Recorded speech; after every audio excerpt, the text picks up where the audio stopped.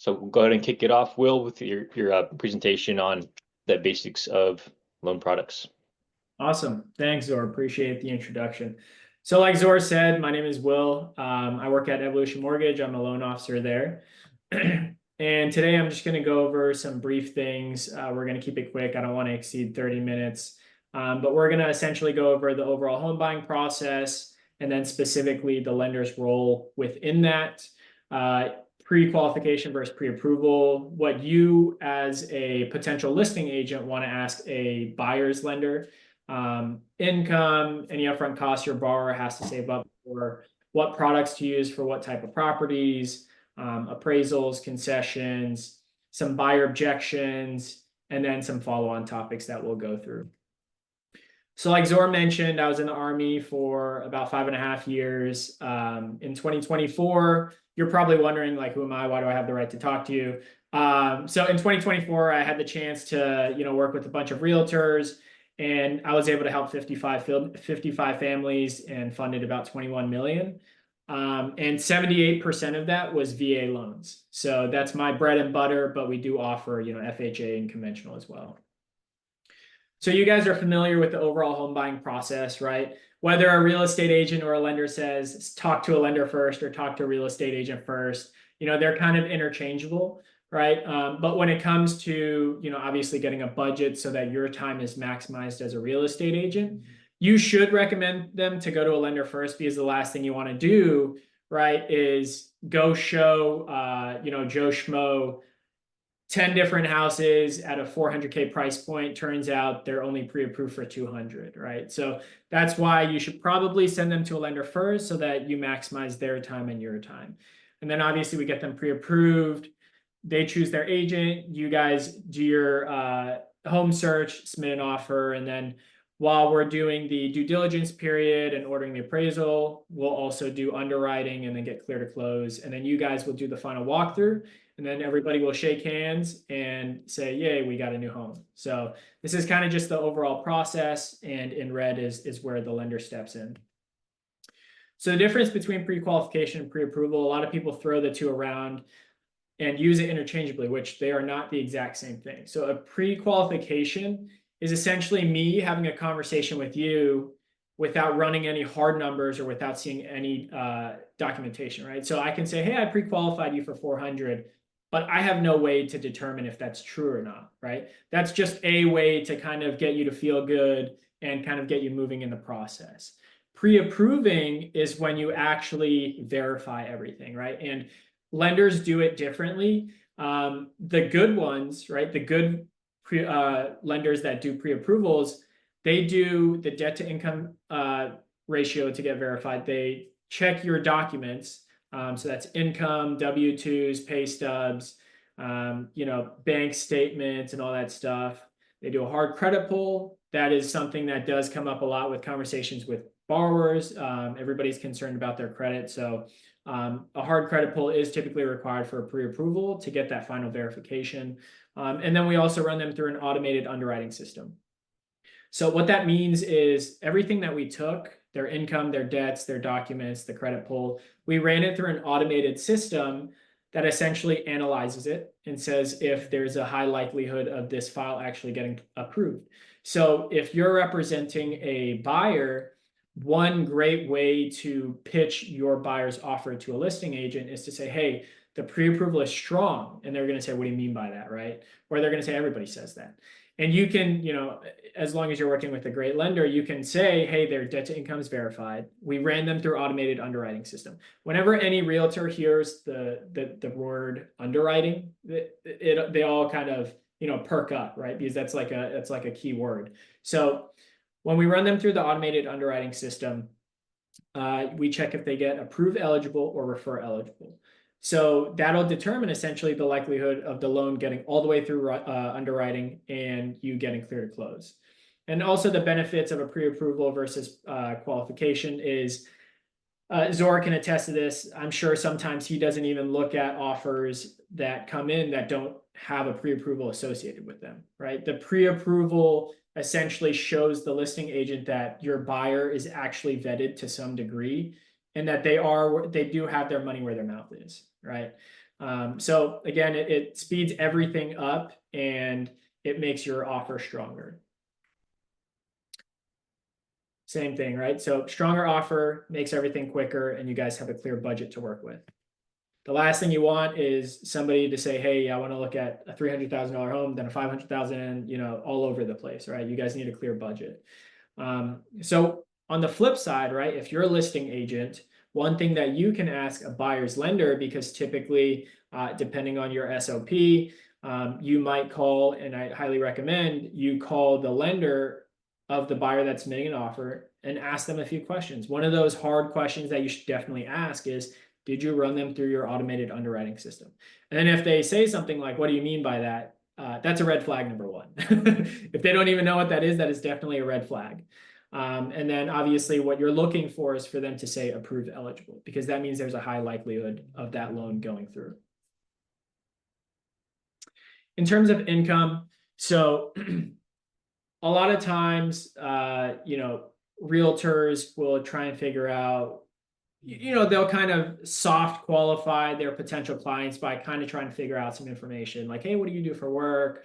What's your employment like? Sometimes, especially with people transitioning out of the military, they are in the process of getting a new job. So some people might say that, if you don't have a job yet, but you have an employment letter, you can't qualify. Some say you can.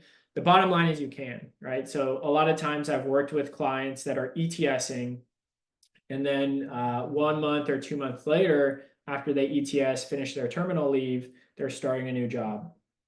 You can use that future employment to qualify them for a loan and to buy a house, right? So just because somebody tells you I don't have a current job, but I've got a job offer lined up, there's still a good chance that they can qualify for a loan. But these are kind of the smaller details that are required for that future employment. It needs to have their position, pay, start date, hours of week, and probability of continued employment. And then if somebody is commission-based, similar to you guys, if you are going to pursue being a realtor full-time, is if it's commission-based or similarly overtime, bonus income, or a second job, you typically need to have 2 years worth of tax returns or history to use that income. And that can be challenging sometimes for people that are transitioning out to be a realtor full-time and trying to buy a house at the same time. Same thing with self-employed.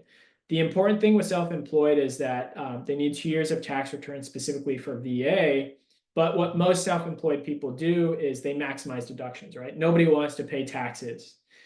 So they show a loss, which is great in the short term, but in the long term, in terms of qualifying for a home, that's going to screw them on the back end, because the underwriter, all they're going to see is he's reporting losses, he's losing money. So that's just one thing to keep in mind. So it's very important as you guys are working with buyers, if they are, 1 year out, 2 year out, and any key terms like commission, self-employed, or anything besides like regular full-time income, if those words come up, then that will definitely trigger you to tell them, hey, you should probably talk to a lender to figure out, how to properly account for your income and what you're going to qualify for. I've had somebody come to me on a December saying that they want to qualify for a home, but the past 2 years, they just reported negatives for both years.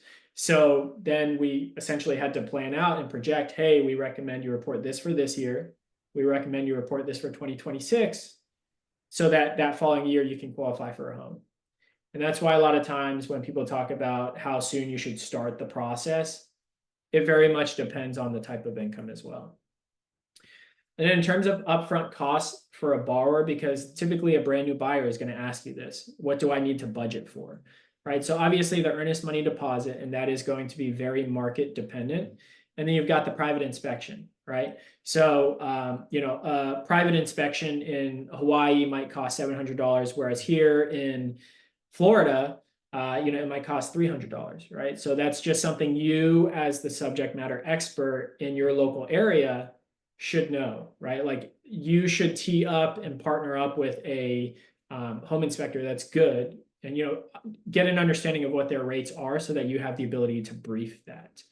And then specifically for properties that are on well and septic, typically those are going to have to get inspected as well. So for well specifically, obviously you don't want your buyer to purchase a house that has well water that is not potable, right? Because that's a health hazard. So typically that'll have to get inspected. Again, cost is dependent on location.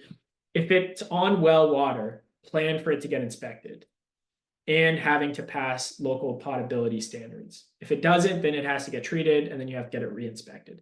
So as you're looking at listings with people, that's definitely something you want to bring up and see if your buyer even wants to deal with, right? Because having well and having septic is more responsibility.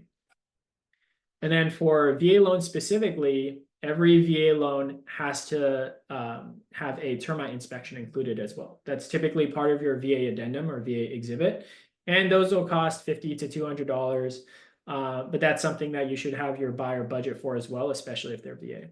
And then for appraisals, for conventional and FHA, those work on essentially bid systems. So we'll punch into an appraisal management system saying we want this appraisal, and then we'll essentially choose one. It's automated, it's random, right? Whereas for VA, the VA dictates by region, by location, how much your buyer is going to have to pay for an appraisal. And then now we can really go into actually the loan products. So the most typical ones that you guys have heard of is VA, FHA, and conventional. All three of these can be owner occupied. And the beauty, right, of the VA one, obviously, is going to be zero down payment. That's why everybody uses it, right? It's the smallest barrier to entry. FHA, 3.5% down payment. For conventional, typically, if it's owner occupied, it's 5%. There are some programs where you can go as low as 3%, but 5% is a good planning factor. And then if you want to get an investment product, you have to use conventional loan, and it's going to be 20 to 25%, depending on if it's single unit or multi-unit. And then for FHA and conventional, when you do less than 20% down, you're going to have mortgage insurance. So that has to be something that's factored in to your monthly payment estimates, which your first-time home buyers are likely going to ask you for, right? They're going to give you a budget. They're going to say, I don't want to exceed this. And you're going to have to try and crunch some numbers. And then that's where you kind of pull a lender in to be like, hey, they want to know what their estimated monthly payment is for this purchase price, right? So it's always good to have a lender in your back pocket to essentially help you come up with those calculations. And then essentially, just like the last slide, this is pretty much stating what you can use, buy loan product for each type of property. So you can use each one for a single family home. And then if you're going to use an owner occupied loan, meaning FHA, VA, or if you want to do the 3 to 5% down payment for conventional, you have to occupy at least one of those multi-units, okay? And then you can use each of these loans to buy townhomes. And then for condos, it very much depends on if they're VA or FHA approved. And then if they are, then great, right? You can use the loan. If they're not, then you kind of go into limited versus full review for conventional, which we're kind of getting into the weeds. But the point is you can use each of these loan products for all this and to include mobile homes, right? So depending on your location, mobile homes might be the thing, right? Or a certain purchase price that your buyer is looking at is mobile homes. You can use these loans to buy a mobile home as long as they're permanently affixed to the foundation and they're HUD approved. Typically they are. Obviously, the biggest thing to look out for is if it's got wheels still. If it's still on wheels, it's not attached to the permanent foundation. But point is, you can use owner-occupied loans to purchase manufactured homes. And then for appraisals, obviously the primary job for them is to assess value, but they're also there to check safe, sound, and secure. So that's pretty subjective, right? Each person might think safe, sound, and secure is different.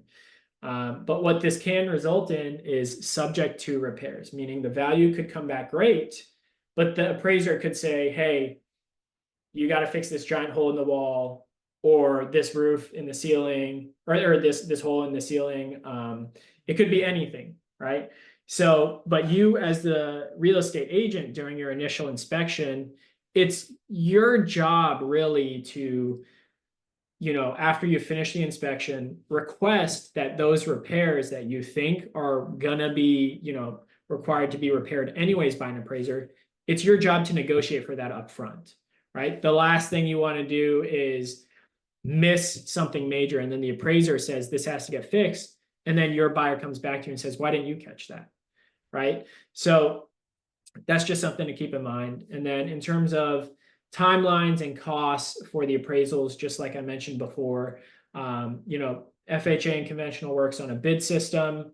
And then for VA, it's based on the county and the location. So for example, in Georgia, doesn't matter what county, the cost for a single family appraisal is $650. And this website is publicly available too.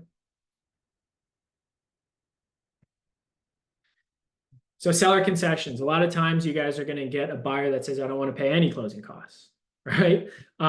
So typically to cover that, you're going to use seller concessions.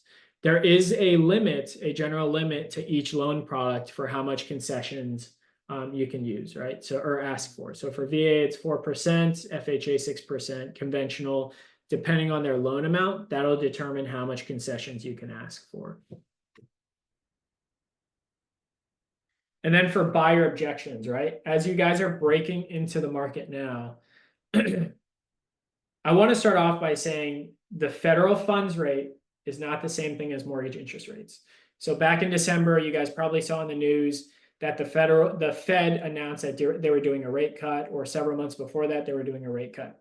That's not the same thing as mortgage interest rates. After they actually announced that they were dropping the federal funds rate, mortgage interest rates actually climbed. So right now, mortgage interest rates are a little bit higher and they're trending down. But they are trending down marginally. So you're not going to see very much of a drastic change, in my opinion. So a lot of buyers are going to say rates are too high right now. I want to wait till they drop. Nobody has a crystal ball and nobody knows when rates are going to drop, right? That's why there's always the phrase of date the rate, marry the rate. Date the rate, marry the house, right? Because you can always refinance later, but the house might not always be there. So when it comes to overcoming buyer objections for rates are too high, if they can stomach the monthly payment and it works out for their personal situation, it's definitely worth it to buy if they can, because they can always refinance typically for no money out of pocket later, right? That way, at least they have the house and they're not stuck with that same rate. Same thing with 20% down. I just showed you guys on that chart that you don't need 20% down, right? A couple of generations ago, people thought that the only way you could buy a house is 20% down, but no, VA, 0, FHA, 3.5, conventional, somewhere between 3 to 5, depending on your, if you qualify for certain programs. So again, you don't need 20% down. And then for my credit score isn't high enough. Everybody thinks that you need like a perfect 760, 800 credit score in order to qualify for a house. That's just not true. Each lender has certain programs for people with lower credit scores. Granted, the lower the credit score you have, the worse your interest rate is. So sometimes it is worth waiting, right? But it kind of just depends. Sometimes they might just be on the border between qualifying and not qualifying, right? So that's why it's always worth it to mention to them that, hey, you don't need a perfect credit score. Talk to a lender and see what options they have for you. And that way you can see if it's the right time or not. And then you've also got, I don't want my credit score to drop from a hard credit pull, because you're going to tell somebody, hey, speak to a lender, get pre-approved. They're going to say, wait. I don't know if I'm ready. I don't want them to ding my credit. My credit's already XYZ. I'm not sure if I'm ready for it.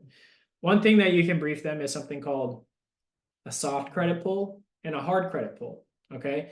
So for soft credit pulls, essentially what we do is we pull their debts, but it does not affect their credit score. It does not affect their credit score, but it does give us an 80% solution, right? So if after we pull their soft credit score, we see, hey, your credit score is coming in at this is what we could generally qualify you for. If it's not where they want it to be, then from there, we at least have the data as a lender to create a game plan for them to essentially be prepared in 3 months, 5 months, whatever, right? So there is a way to figure out how much you could potentially qualify for without affecting your credit, and that is called with a soft credit pull.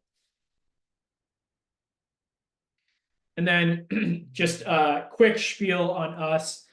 So we're a mortgage broker. Whenever you talk to other lenders, you're going to hear about retail lenders or regular banks like Bank of America, Navy Federal, and then you've got mortgage brokers as well. So we're a broker shop.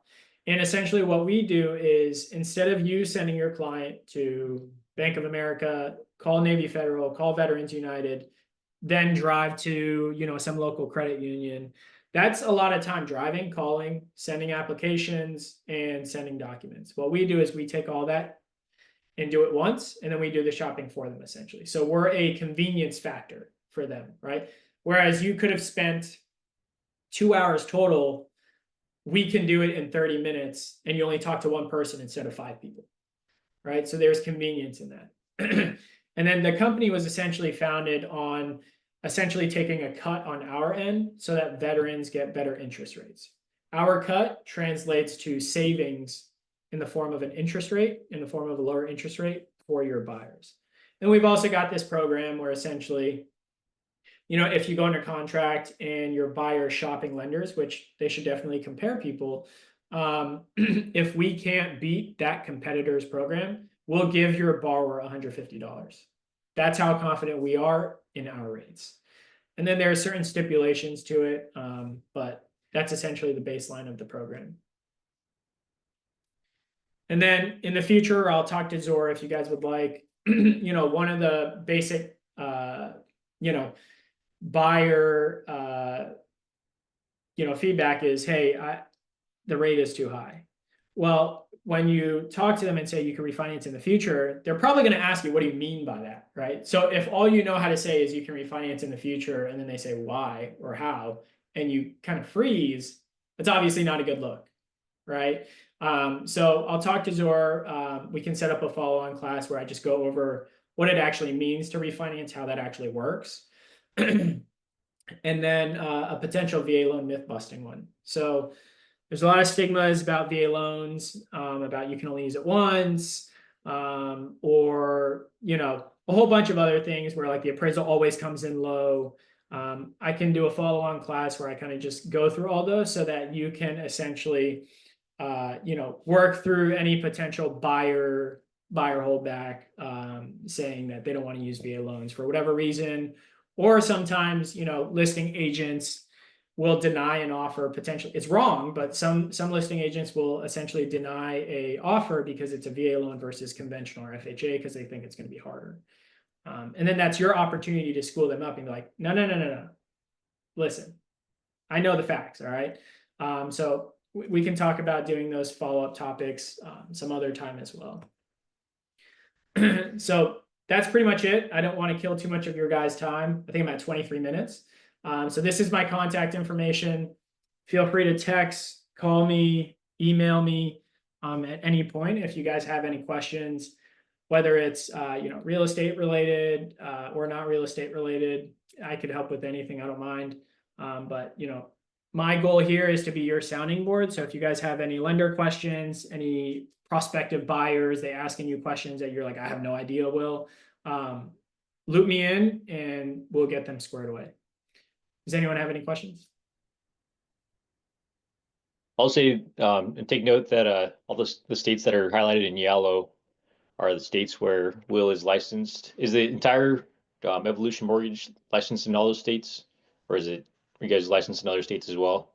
We're licensed in 3 more as well, and I'll send you an updated list for you. Okay. We're projected to be licensed in about 30 total states by the end of this year. Awesome. Any questions? Yeah, I have a quick question. Yep. So back to the pre-approved process, are the rules different for somebody who's just living off their retirement funds, or are they retired? Like, you're just trying to say, like, you look back how like their finances been for so long. Like, so if they're on a fixed income, are the rules any different for the pre-approval process? No, so at the end of the day, if they're like living off of retirement, we're just going to see what their income is, right? So essentially they'll fill out the application and they'll tell us, hey, I get X dollars per month for retirement.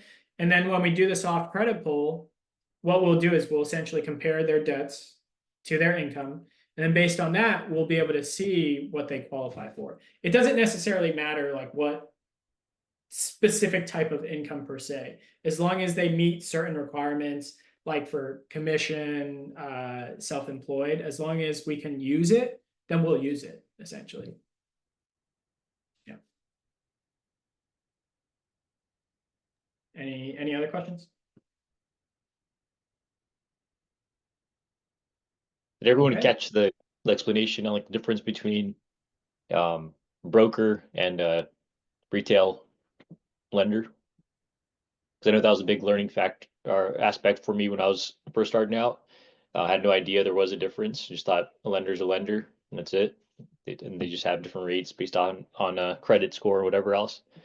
And it actually makes a huge difference. Like in some situations, depending on the price of the home, the amount being borrowed, all that stuff, it could be $500, $1,000 a difference per month for your client, and they'll definitely be happy. And they're a lot of times they're going to attribute good or bad. They're going to attribute to the realtor that's helping them, and so down the road after they close in the house and they close a deal with a non-broker, they're going to be like, dude, why didn't you tell me I could have saved $500 a month if I had gone with this with Evolution Mortgage?